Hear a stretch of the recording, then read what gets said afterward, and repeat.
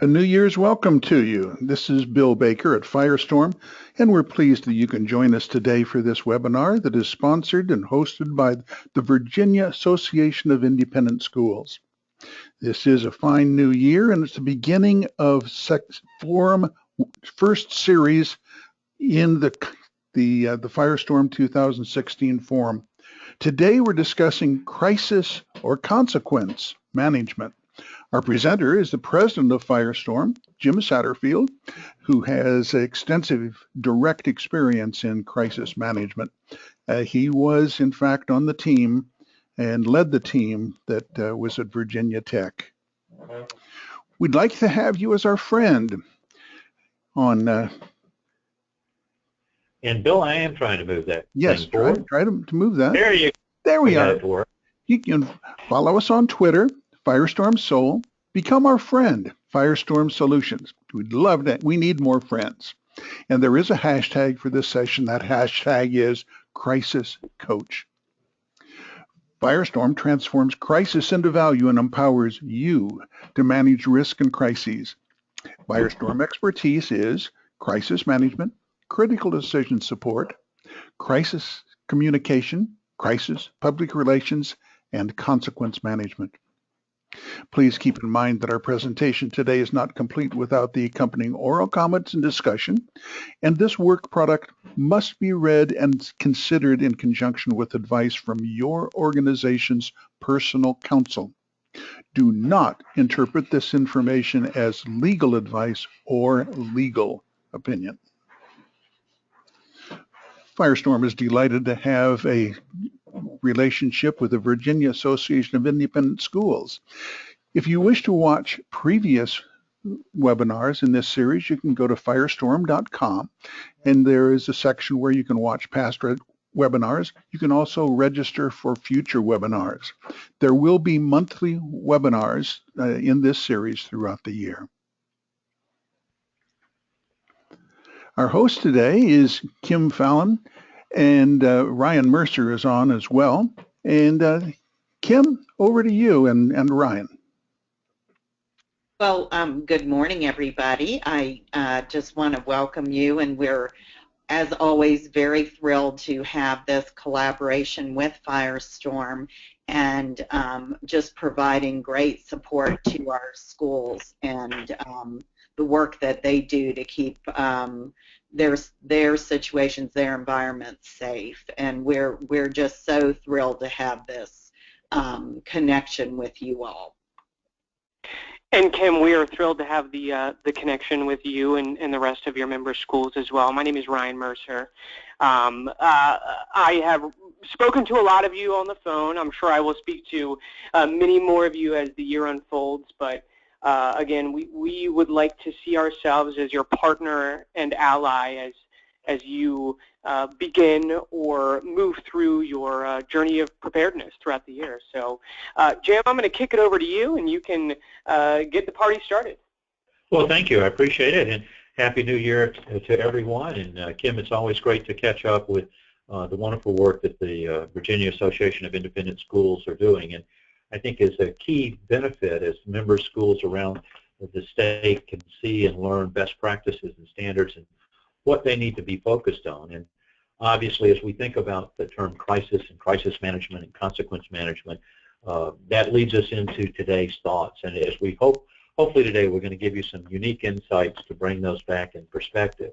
The crisis may be very short in time, but the consequences will last for weeks and months and years. And as we're looking at all of the things that are going on around the country, and I think the increased concerns that we all see around violence, it's appropriate for us to stop and think a little bit about it. And there's a balancing here between when we think about risk and crisis, and if we need to be able to look at what's going to happen and the turning points around it. And today we really want to zero in a little bit in following how we can know that there are dangers around us and what we can do to help deal with that. You know, we conducted a survey of schools around the country and looked at their ability to understand what was happening in their particular area. And if you'll notice, only less than a third had really used any external source of intelligence to identify potential threats. So that should be an alarm bell for all of us to be able to say that we need to be thinking about this year more so than in any year in the past, identifying what those threats and risks are and using intelligence to see if they're about to occur. We're in a world today where everything is foreseeable, and tomorrow anyone may be found accountable. As we see the horrific events that happened in San Bernardino, and we see the civil unrest with demonstrations around the country, and we see the active shooter concerns within schools, we're at a point now where those things are foreseeable, and it's every parent's worst nightmare that that's going to happen at their school and their child. So as we think about this, this really is an issue today of accountability. I think many of us are in disaster denial that it could happen here. We're a school, we know our students, it's just not who we are, it's not part of our culture. But I think you're going to see that story repeated multiple times this year. And we'll talk about at the end of today's webinar a couple of things that you can focus on right now. So as we think about intelligence and trying to gather information, you know what you know some about what you don't know, but the biggest percentages out there is what you don't know, and that concern factor, that's something that we want to focus in on, particularly today, to start to see how do we get that orange quadrant down smaller. How do we start forcing that information to come over to you as you're looking at the plans for your school and helping your students and faculty and staff to be ready. Now, as we think about this approach, we focus on predict, plan, perform. And today we're going to spend a lot of time talking about predict and a little about getting us into the plan area. Other of the opportunities will be focused on the other portions during this webinar series over the course of the year. But to predict, you need to understand what are the vulnerabilities and threats that we face at our school. What are their impacts? How do we monitor them? What are the triggers? And you want to know about all of those things now before they occur. You don't want to begin to start to think about those things when the gun comes to school, and we're going to zero in on that and start to give you some ways to think about it. And this is a good homework assignment for you. At your school, over the next 30 days, sit down and talk with those that are on your team to deal with these types of matters about the threats and risks that you feel that you face. Now, we all talk about in this area an all hazards approach. You know, we want to think about everything that could happen. Are you near a river? Are you near a highway where there could be an accident that would occur? Do we have a student that's at risk of suicide? Do we have substance abuse in our school? What are the concerns that we have? And so I would recommend that you start to think about each one of those and starting to write them down, whether it's a hazard, a vulnerability. We don't have good video surveillance on our campus, could be an example of a vulnerability. Risk could be a variety of things. Could be the neighborhood that you're located in. It could be the river that's not far from where you're located. Some of the risks are a business crisis risk, making sure that you're having funding and that you've got the financial support that you need to have in place. As those conversations go, I want you to think about what are the warning signs of each one of those hazards that you've identified. What are the indicators that that warning sign is starting to go? What is the trigger point? How bad does it have to become before we activate our plans or start to take specific action? And as possible, I want you to start to think about each one of those things on a 3-level: guarded, elevated, and severe. Because as we group our threats and our risks, we are always going to be aware. And so that's our plan and our training and our testing. But then as we start to see, wait a minute, it's starting to escalate. Now we're into an elevated area and then ultimately severe. So this could be behaviors of concern. It could go to a wide variety of other issues. Now, when we think about disasters and crises, we find 5 common failures across businesses and schools and all the disasters and crises that we've seen over the last decade. And first is failure to control critical supply chains. Second is failure to train employees for both work and at home. And by the way, having a disaster plan at home is a fundamental building block of a plan at school. And in fact, that could even be a fundraiser for your school. And if you'd like to know more about that, we can help you through. But the third most common is the failure to identify and monitor all threats and risks. And that's where we're going to focus today, is the identification and monitoring of threats and risks. You probably have done some type of a vulnerability or a risk analysis for your school. I would like you to pull the most recent one of those, validate it that it still seems to be where you are and where you're focused, but I want you to now start to think about how do we monitor those? What are the warning signs? What are the triggers that would tell us that we're moving from that guarded, elevated, and severe? And I'll give you a tool in just a couple of minutes to go through it. Fourth is failure to conduct exercises and update your plan. And I'll mention at the end of today's webinar, but I'll mention it right now. On February the 18th, there's going to be an active shooter 2-hour virtual exercise for schools. That's February the 18th. And you can put your team around the table. It'll be at 2 p.m. Eastern Standard Time. And it'll be a chance for you to experience what that's like to go through making decisions in that way. And then last is failure to develop a crisis communications plan. So we solve all of those following the predict, plan, perform methodology. You identify and involve those that you see there, conduct the exercises, and establish how you're going to monitor. That's the intelligence, and how you're going to communicate. So we really today are zeroing in on that monitoring and intelligence, because that is one of the key contributing factors here. Because if you knew something was going to happen today at 1 o'clock in your school, you could be prepared and you would be set. And that's where we want to focus our discussion. So how do we predict? There are obviously a lot of threats behind our young people that could suddenly have an impact on our school. And the answer to that is that we've got to build an intelligence network. And today we're going to give you some insights on how you can start doing that and afford to do it on the budget that you have within your school. Unless you're different than every other school that we speak with, obviously finances are a key element. But again, we don't want to be in a position to have to explain to the parents of these young people why we weren't ready at that point in time. So can you really predict a crisis? And the answer is yes, overwhelmingly yes. And you're smart enough to be able to do this yourself. And that's really why we're doing this webinar series, and why we're excited to work with Kim to share this with all of the schools in the Virginia Association of Independent Schools. As you think about it, think about each one of the vulnerabilities and threats and write down warning sign. What's the warning sign that may be, in fact, starting to occur? Many times after these events, we'll hear a story, well, yeah, but I didn't think anything about it, or, you know, they were always a little strange, or there was something about that just didn't seem right. So the first step is start to think about what the warning signs are, and then what's an indicator that that warning sign is about to be happening.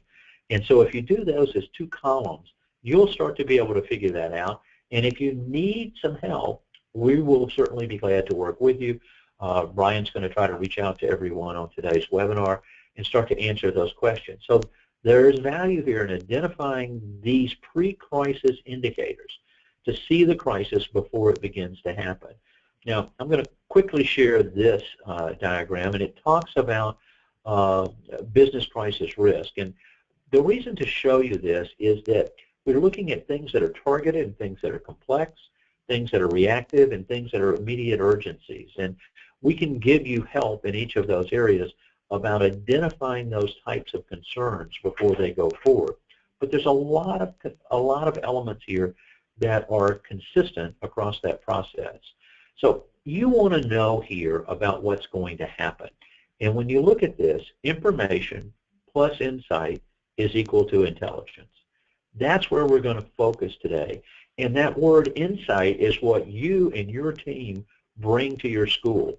And so it's not just having the information, it's having the insight to understand, wait a minute, I see this going on, that's an indicator that this other event is starting to happen, and then you can act on it. So our goal here is to help you create actionable intelligence so that you're not caught as a surprise. So when you think about this, you want to know before now. If your principal or your head of school comes into your office to share some news with you, and he knows something or she knows something that you should have known, that's an uncomfortable conversation. So our goal in all of this is to help you know before now, before it escalates all the way to a crisis or a problem. So as we think about that, urgency is always the driving factor here, and it's a function of, is there a crisis? Clearly, if there was a PA announcement that there was an armed intruder on the premise, that's a crisis. You're going to have to act immediately. If it's a compliance requirement that you're required to do it, if there's a fear of loss, as we have seen with the wildfires out west, or the flooding that's been occurring, or the winter storms that might be coming. If it's a brand and reputation factor, you don't want to be known as the school where X happened. If there's a way to save money, if there's a way that even could be a revenue generator or help to support the revenue system within your school. So as we think about it, there are risks that are embedded within the school due to the design, of some breakdown in an operational aspect, or some functional processes. So if you think about that, those elements, that's a way for us to start to look at these risks and threats, to look at what will happen, because we're concerned about the impacts on people, brand, and reputation. By the way, every crisis is a human crisis. It's your student, it's your teacher, it's your family in this school, and that's why it becomes so very important. But obviously you need to prepare for them once we've got them identified, but you need to know that there are impending and that there's an escalation so that you can begin the actions before they occur. We don't want to wait until the gun comes to school. We don't want to wait until the particular problem is already there. We want you to be able to act earlier within it. Now, intelligence, this information and insight combined together, and let's remember that formula as we look at the next few slides. As you look at all the programs that you might find within a crisis and how they're escalated, and Firestorm recommends that you think about things on a pre-action basis, everything that you need to do in advance. What do you do right at the moment of onset? Impact assessment, how bad is it? The crisis response and recovery, and then the post activities, the consequence management, the hot wash, and afterwards. Pre-action includes writing your plans, training your people, doing the exercises, and testing, and having the emergency supplies in place, having the intelligence network that would give you that indication. At onset, we're going to be focused around getting the word out. That's where the emergency activities would come into play, the standard protocol, shelter in place, lockdown, lockout, evacuate come into play, and having those elements, and that's going to be our life, health, safety issues focused at the very first. The impact assessment is how bad is it? Obviously, if you're dealing with a catastrophic event with dozens who are injured or hurt, that's different. Even one child is too much for us to think about. How are you going to make decisions during the crisis? How are you going to recover? And whether you think of it as a business continuity plan or a continuity of operations, how do we get our school back and functioning? How do we deal with like a reunification plan, getting our students back to the right parents if there's been a significant or a traumatic event? So all of those areas require intelligence monitoring so that you can understand where you are in the process, and you know the success that your plans were having and the key metrics that were involved within it. So as you think about doing that vulnerability analysis that I directed you back, and we're starting with that to start the webinar series this year, because we got to know what the threats and risks are that we're facing in our school. And if you start to, once you list them down, then put them into this type of a matrix. Those things that are low to medium impact, that's kind of normal operations. You're going to have kids that call in sick. You're going to have something that would happen associated with it. And if it's a low impact, even if it's a high certainty, that's normal operations. You're used to dealing with that. But let's talk about suddenly, wait a minute, we're having a 40% absenteeism rate in our school because there's a communicable illness in our area. That's a whole different particular area because the impact goes up. And so we're really concerned about everything in those two blocks at the top. Those that are potentially high impact, even if they're low to medium certainty, you need to be aware of those and have contingency plans, and you need to be monitoring for those. You need to have an intelligence network to say, this is how we monitor for this area. Here's what the warning signs are. Here are the indicators, and then here's how we divide those indicators into looking at it, is it guarded, elevated, or severe. Clearly in the danger area, if it's a high probability and if it's going to be a high impact, that's an area where we've got a governance responsibility. We have a fiduciary responsibility to all of our students and to our parents and to our faculty and staff to be ready associated in those areas, because the issues are that much greater for us in that particular area. So that's great. Where do we start? We've done a bunch of these things. So I want you to start to think about risk derivatives. Now, we've heard the word derivatives that got in trouble with the finances and the economic crash that we had. But a derivative in this situation, when we talk about a risk derivative, is what could be a warning sign or an indicator that something was going on. Attendance could be certainly one of those factors. Seeing some of the behaviors of concern, some of the communications. What are people talking about in the school? What are they talking about on social media?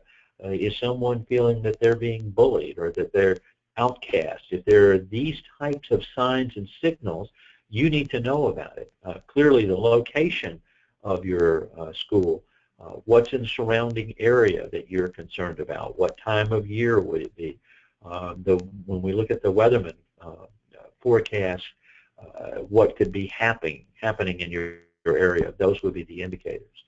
So what I want you to do is to take all those risks and threats that you identified in your all-hazard approach and everything else that you've got, and list those in the left-hand column. Then I want you to go back and say, well, what's a warning sign of that? And maybe that risk has more than one warning sign. So you'd write all of those down. And then say, okay, for that warning sign, what's an indicator that it's now starting? And write that description in that place. Now, what tools or medium do we have to use to solve that? Are you looking at weather reports? Are you looking at social media? Is there a geofence around your school or the neighborhood with your school so you can see about threats and violence that are occurring in the area so that you would be aware of doing those things? There are tools today that weren't available 10 years ago, and there are things that you can do for a small amount of money that pays you a big dividend, because if somebody was to the point where they were contemplating suicide, wouldn't you want to know that in your school? And then as you go through and think about those, you take those indicators and the tools and medium, and then here's the trigger. Here's the point of where I see this.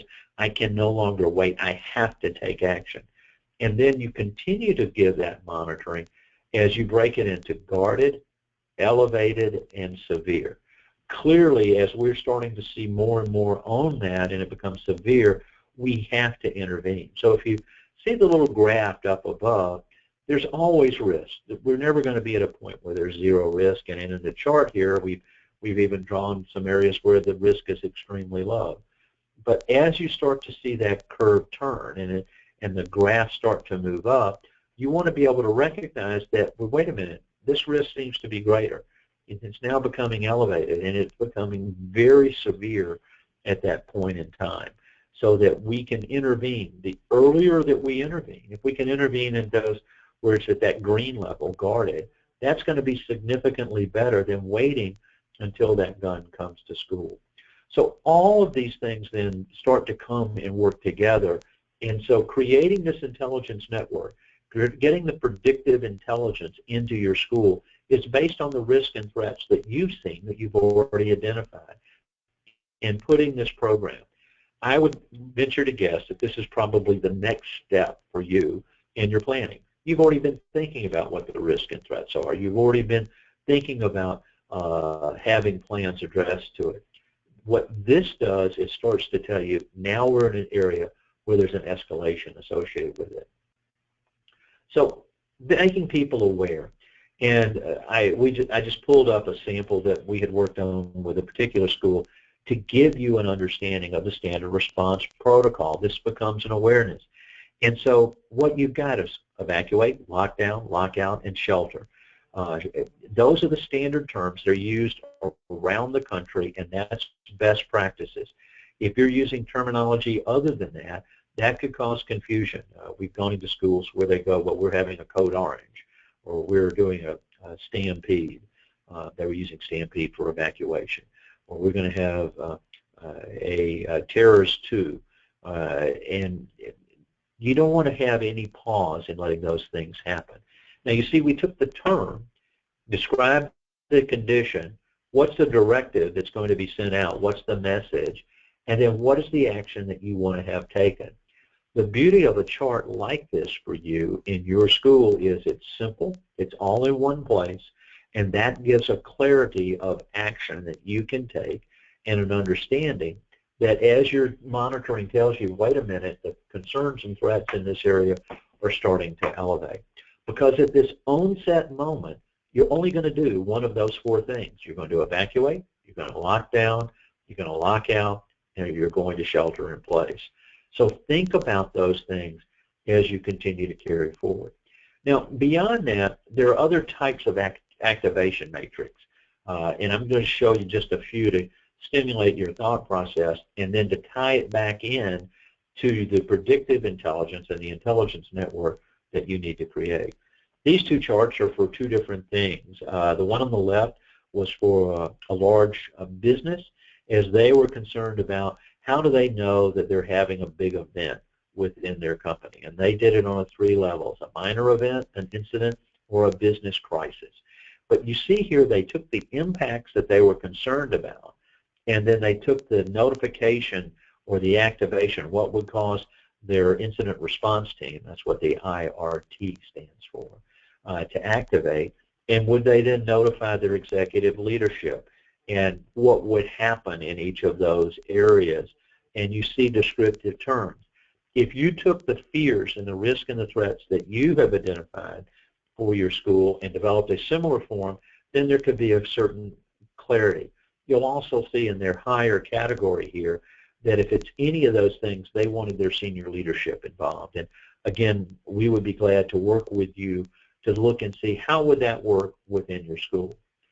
But it goes beyond just traditional schools and businesses. The matrix to the right talks about a church, and imagine Sunday morning services and a full congregation. What would happen if there was an imminent weather event, an imminent outside violence that's outside of the building, a violence inside, physical threats, medical emergencies, imminent violence in the sanctuary. And you see there was actions, messages, usher responsibilities, and a management team that was going to oversee that. So whether it's a business, a school, or a church, creating this type of an activation matrix based upon the intelligence network that you have built puts you in a situation so that everybody understands where you're going and what you need to do. I'm going to show you one more, and then we'll move on. This is a cyber breach activation matrix. And again, it's looking at impacts on information technology, brand and reputation, user, and then who's going to do what within the organization. And it varies, there's normal operational issues, moderate, or high probability.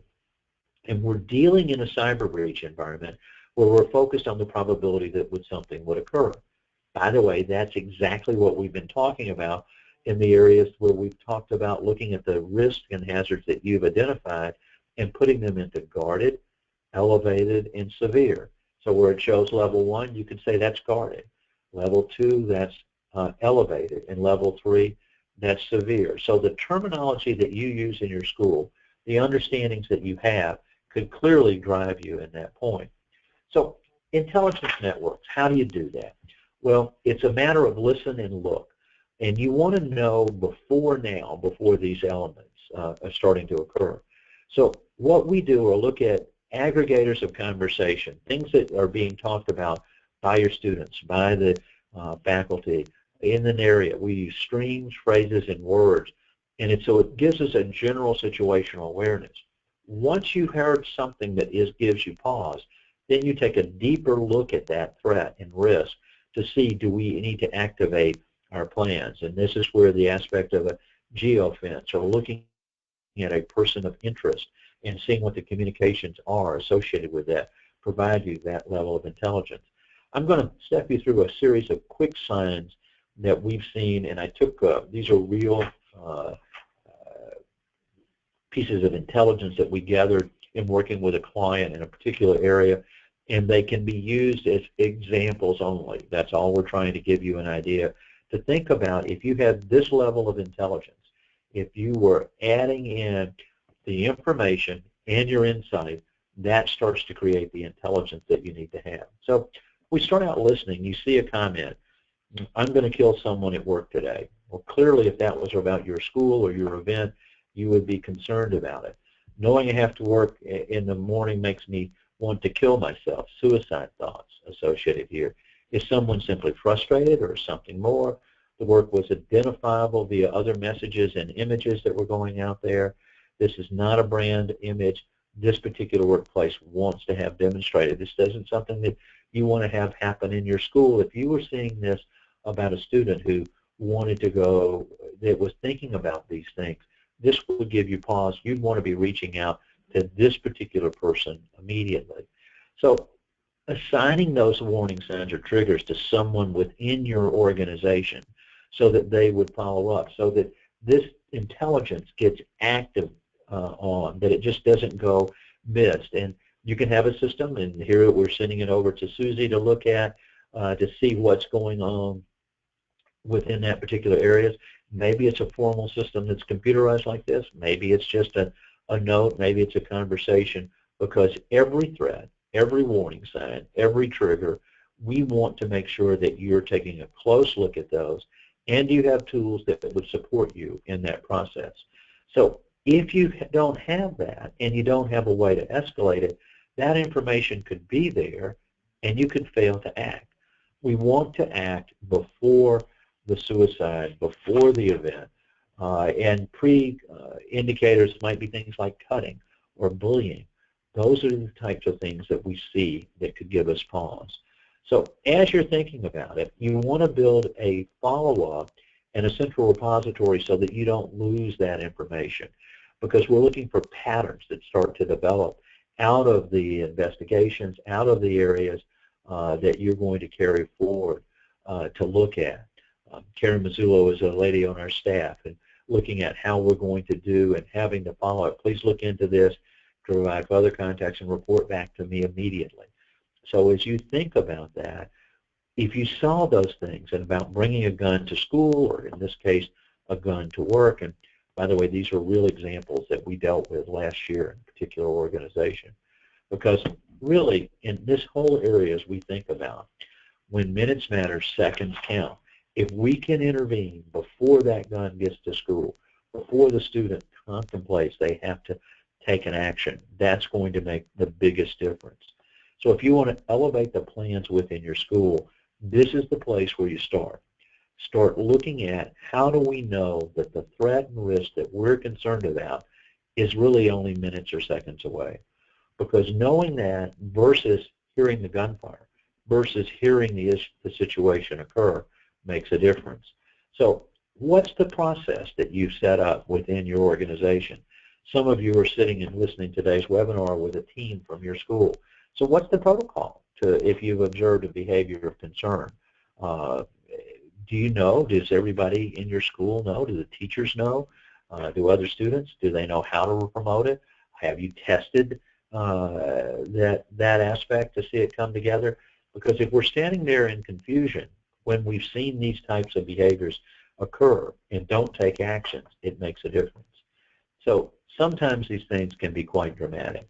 And it starts out, he was an administrator, accused of threatening to shoot a worker, posted a gun, hashtag Columbine, after I shoot all these idiots, and I apologize for language in these types of things, but these are the types of things that we're seeing happen every single day. And everyone thinks it's going to happen at someone else's school. It's not going to happen to our school. That's not who we are. It's not what's involved. But we're seeing these are the aspects that are happening every day. Over 65 times a day, gun in school is mentioned on the internet. Now, it may not be your school today, but imagine that in carrying forward. We're doing this webinar today before the second, or whatever the drawing it is, for the lottery that's up to $1.4 billion. And I understand that it's a low probability that we're going to win that lottery, and whatever your position is of how you feel about those things, somebody's going to win that lottery. Someone is going to walk away with that money. We don't want you to win the violence lottery. We don't want you to win the lottery that's associated with something that you predicted, a hazard or a warning or a threat or a vulnerability or a risk that goes unaddressed, and it elevates where you're forced in a situation to have to call a parent at home saying your child's not coming home today. So as you think about your plans for this year, let's think about where you are from an intelligence standpoint and what you can do to make a difference. So the next steps. Do you really want to know what will happen tomorrow? And I think we all would. By the way, if you know what's going to win the lottery tomorrow, give me a call. I'd love to split that with you. I think I could find a way to muddle through with $700 million or whatever it is after taxes associated with it.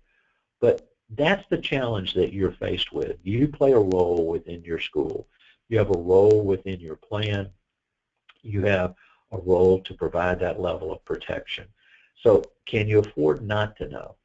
And I would say, unless you're different than most of the schools that we've seen, while we've done fire drills, while we've put some standard procedures in place, we've never really stopped to say, how do we know that this is going to happen?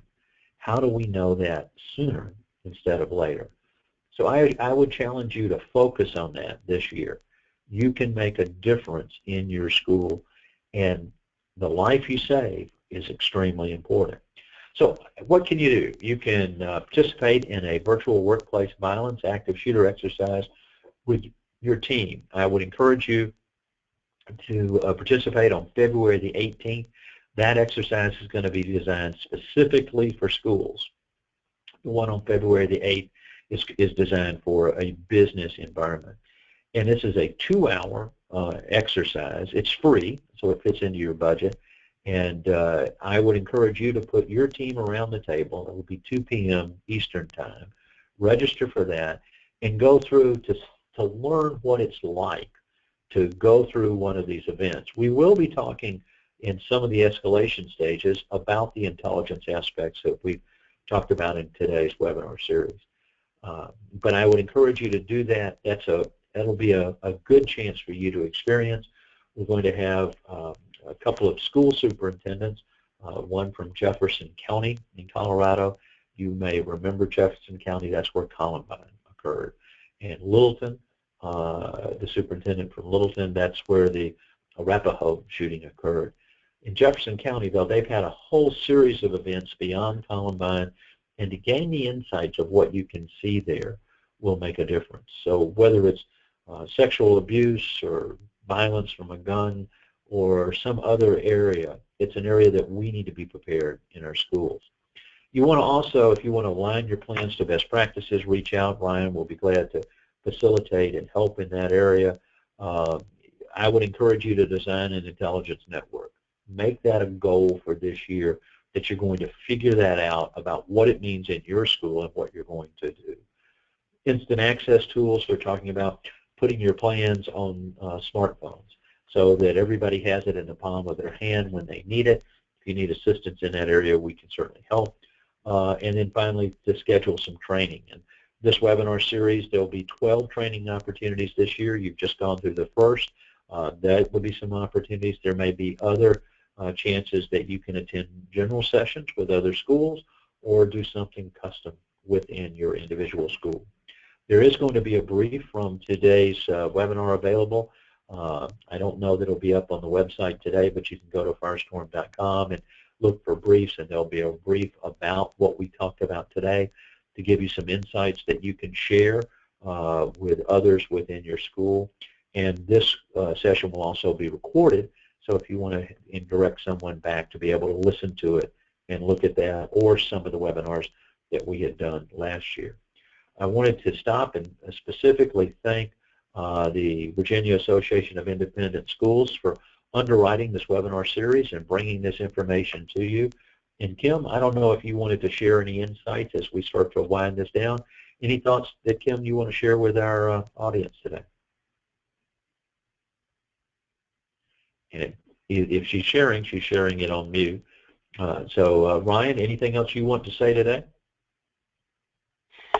Jim, thank you for the time, and thank you for everyone on the call for the time to sit here and talk about this. I mean, we know that this subject is difficult to speak about, but you have to do it in order to create a more resilient community within your school and within the entire community. So again, as I stated in the beginning, we are here as a partner and ally to help you through. It's difficult, but we're here to help push the process along in any way that we can. And I will be following up, and we can start the dialogue then. Thanks. And I think, Kim, you might have tried to say something just as he started. Oh, I guess it was my ear mishearing. Well, I want to thank you all for taking the time this morning to listen to this topic, and hopefully we introduced a few things to you that you hadn't thought about that go along with your all hazards approaches and the risk and threats. This webinar series is part of our celebration of our 10 years at Firestorm, and we're glad that you chose to be a part of it.